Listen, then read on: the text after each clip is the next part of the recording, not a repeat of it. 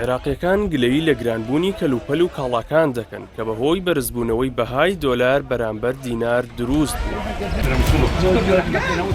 هاوڵاتیان و دوکانداران نیگەرانن لە بەرزبوونەوەی نرخی کەلوپەل و کاڵاکان لە عێراق و بە تایبەتیش لە دۆخی خۆراک کە بەم دواییە بەهۆی بەرزبوونەوەی بەهای دۆلار بەرامبەر دینار دروست بووە.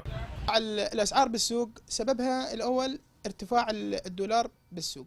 هۆکاری یەکەمی بەرزبوونەوەی نرخی کاڵاکان بەرزبوونەوەی نرخی دۆلارە کە بە شێوەیەکی بەرچاو نرخی کەلوپەلەکانی لای بازرگانان و خاوەندوکانەکان بەرز کردوێتەوە. بەشێک لە بازرگانەکانی ژەم هەلایان قۆسۆتەوە بە تایبەتیش لە مادە خۆراکیەکاندا کە بەر لە دەوڵەمەندەکان قوتی هەژارانە. لە کاتێکدا بانکی ناوەندی عێراق 1470 دیناری بۆ هەر دۆلارێک دیاری کردووە، بەڵام لە بازاڕی ڕەشدا $1 بە 1650 بۆ 1750 دینار مامەڵەی پێوە دەکرێت. ئەمەش نرخی کاڵاکانی بە شێوەیەکی باوەڕ پێنەکراو بەرز کردوێتەوە.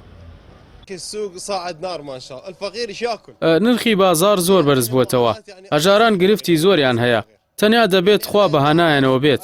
کاتێک داعش هات نرخی دۆلار هیچ بەرز نەبووەوە کە ئەو کاتە 120,000 بوو. ئێستا هیچ شەڕێکمان نییە، ئیتر بۆچی نرخی دۆلار بەو شێوەیە بەرز دەبێتەوە؟ تەنیا دەمانەوێت ئەوە بزانین بازار وەک ئاگری لێ هاتووە و هەژاران هیچ شتێکیان پێ ناکردرێت.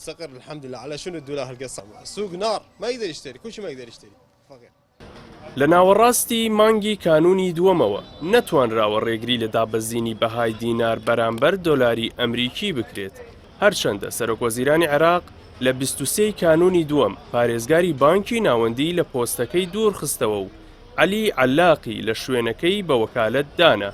بەڵام ئەمە نەبووە هۆی جێگیربوونی نرخی درا و ئەگەر حکوومەت و بانکی ناوەندی ڕێوشێنی جددی نەگرنەبەر ڕەوشی ئابووری عێراق بەرەو خراپتر دەچێت. من وەک خاوەندوکانێک 4 ملیۆن زیانم بەرکەوتووە، نرخی هەموو شتێک بەرز بووەتەوە.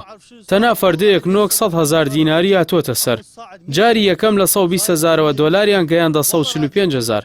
بەڵام ئێستا بۆچی جارێکی دیکە لە سەرمان گران دەکەنەوە؟ بازار بە تەواوەتی تێک چووە و هەمووان لە زەرەردان، بۆ چاکی ناکەن؟ عێراقتان بە تەواوی وێران کرد.